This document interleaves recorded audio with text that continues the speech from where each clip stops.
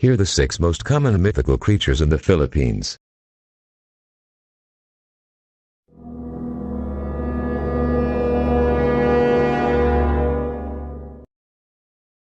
BAKUNAWA is a dragon in Philippine mythology that is often represented as a gigantic sea serpent.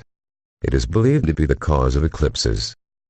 A giant sea serpent, with a mouth the size of a lake. A red tongue.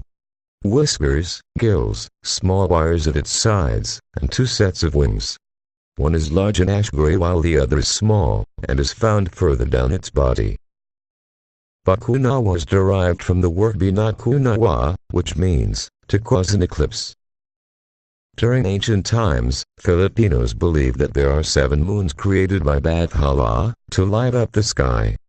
The BAKUNAWA, amazed by their beauty, would rise from the ocean, and swallow the moons whole, angering Bathala, and causing them, to be mortal enemies.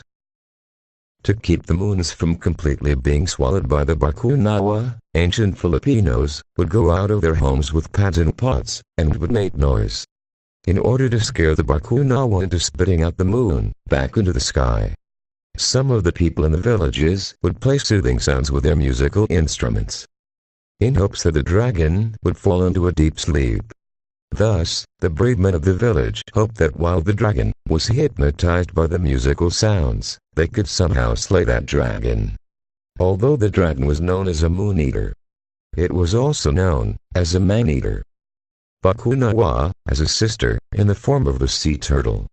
The sea turtle would visit a certain island in the Philippines in order to lay its eggs.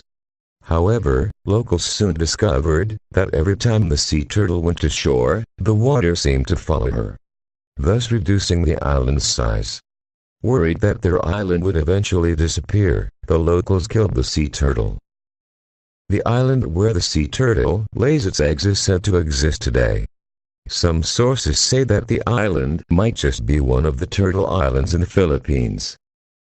In other versions, BAKUNAWA was a beautiful fairy in the sea, and was the most powerful. One night, she saw the 7 moon, and was captivated by their beauty, and longed to possess them. One of the embodiments of the moon descended to the sea, to swim with the mermaids. It was Bulan, a moon deity. The adolescent aspect of the moon, the boy moon did not notice BAKUNAWA. Thinking the boy had ignored her beauty to play with the mermaids, enraged her. The following night, she transformed herself into a dragon, and devoured the moon. When she had swallowed the last moon, the supreme god intervened, so she spits out the moon.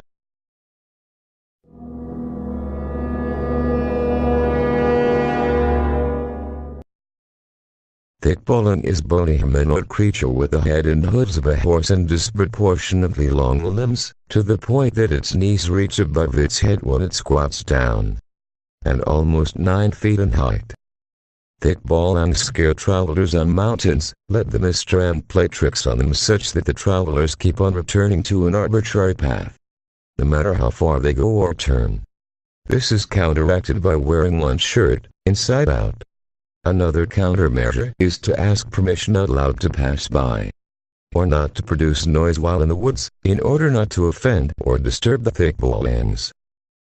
In some versions, the TIKBALANG can also transform itself into human form or turn invisible to humans to lead travelers astray.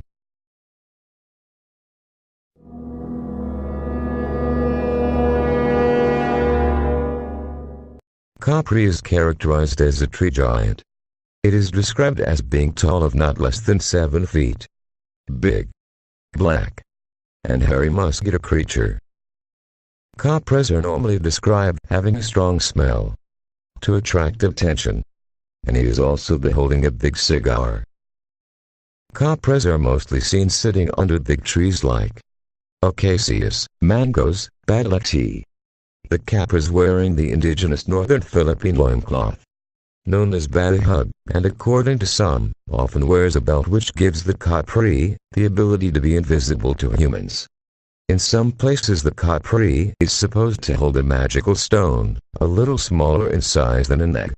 Should any person happen to obtain this stone, the KAPRE could grant wishes. Unlike ASWANG, who eat internal organs of the victim, KAPRE usually transform to human to offer friendship to the people, or to a beautiful woman he will meet. If one is a friend of the KAPRE, then that person will have the ability to see it. And if they were to sit on it, then any other person would be able to see the huge entity. Even being friendly to people, it may turn vengeful when the tree where they live is cut down.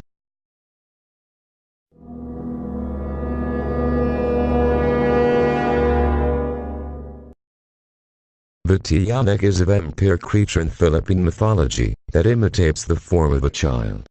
It usually takes the form of a newborn baby and cries like one in the jungle to attract unwary travelers. Once it is picked up by the victim, it reverts to its true form and attacks the victim.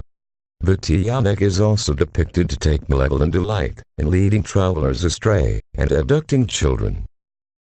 It is the ability to mimic an infant and imitate an infant's cries for luring victims.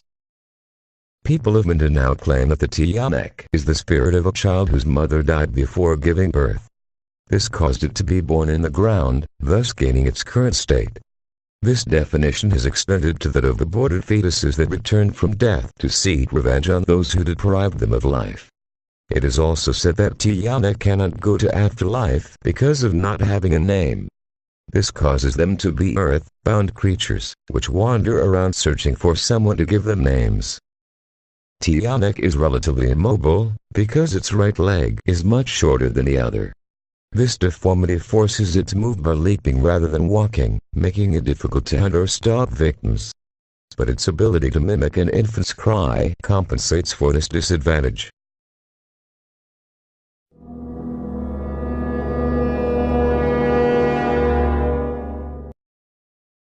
The MANANANGGAL, sometimes confused with the wak-wak, and is a vampire-like mythical creature of the Philippines, a malevolent, man-eating, and blood-sucking monster. Described as scary, often hideous, usually depicted as female, and always capable of severing its upper torso and sprouting huge bat-like wings to fly into the night in search of its victims. The word MANANANGGAL comes from the Filipino word TIKBALANG, which means to remove or to separate, which literally translates as remover or separator. In this case, one who separates itself originates from an expression used for a severed torso. The severed lower torso is left standing, and is the more vulnerable of the two halves from the attack. Sprinkling salt or smearing crushed garlic on top of the standing torso is fatal to the creature. The upper torso then would not be able to rejoin itself, and would perish by sunrise. They were also known to avoid daggers, light, vinegar, spices, silvers, and the tail of a stingray. Like ASWANG, the MANANANGGAL is said to favor preying on sleeping, pregnant women, using an elongated proboscis-like tongue to suck the hearts of fetuses, or the blood of someone who is sleeping.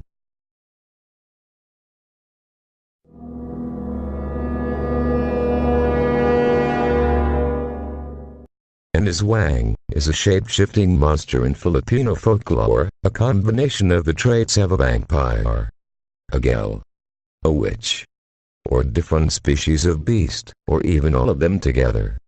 It is the subject of a wide variety of myths and stories. Spanish colonists noted that the ASWANG was the most feared among the mythical creatures of the Philippines since the 16th century. They loved to eat unborn fetuses and small children, favoring hearts and liver. Some have long proboscises, which they used to suck the children to the womb of the mother, when they are sleeping in their homes. Some are so thin that they can hide themselves behind a bamboo. Some also make noises, like the thick. The name was derived from the sound it produces. They also replace their live victims with doppelgangers made from tree trunks. This facsimile will return to the victim's home, only to become extremely sick, and then die. ASWANG also have bloodshot eyes, result of staying all awake, all night, to target the next victim.